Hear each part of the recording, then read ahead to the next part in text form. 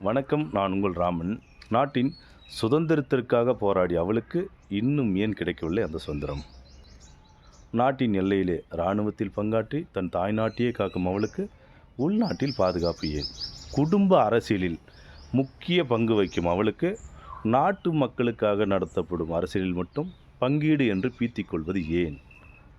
நாட்டின் இரு கண்கள் அவள், நாட்டின் இரு கண்கள் என்று போற்றும் நீங்கள் இன்னும் எத்தனை ஆண்டுகள் அவள் இரு கண்களை குத்தி கொண்டே இருக்கப் போகிறீர்கள்? ஒதுக்கீடு ஒதுக்கீடு ஒதுக்கீடு என்று இன்னும் எத்தனை ஆண்டுகள் தான் அவளை ஒதுக்கி வைக்கப் போகிறீர்கள்? அழகு என்ற சொல்லுக்கு அவள் மயங்கும் வரையிலா? நீங்கள் போடும் வேஷமான மகாலட்சுமி சரஸ்வதி என்ற வேஷம்தான் அவளுக்கு பொருந்தும் என்று நீங்கள் நினைக்காதீர்கள். அவளுக்கு பத்ரகாளி வேஷமும் பொருந்தும். ஏனெனில் இவ்வளவு பெரிய உலகம் என்ற சொல்லை தன்னுள் அடக்கிய அந்த அண்டம் என்ற சொல்லுக்கு சொந்தக்காரி அவள்தான். அதாவது ஒரு பொண்ணு நாட்டு சுதந்திரத்துக்காகவே போராடின ஒரு பொண்ணுக்கு இப்போ வரைக்கும் சுதந்திரம் கிடைக்கல. தன்னோட தாய்நாட்டிய எல்லை இராணுவத்திலிருந்து பங்காற்றி தன்னோட தாய்நாட்டையே காக்கிற அவளுக்கு உள்நாட்டில் பாதுகாப்பு அப்படிங்கிறது ஏன்?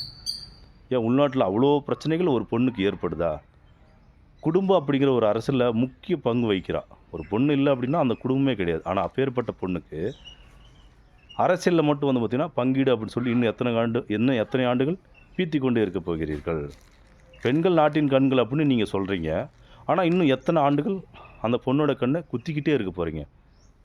ஒதுக்கீடு ஒதுக்கீடு, பொண்ணுக்கு ஒதுக்குறேன் அப்படின்னு சொல்லி இன்னும் எத்தனை காலம் தான் அந்த பொண்ணு வந்து ஒதுக்கி வச்சுட்டே இருக்க போகிறீங்க? எல்லாமே அவளுக்கும் சொந்தம் தானே.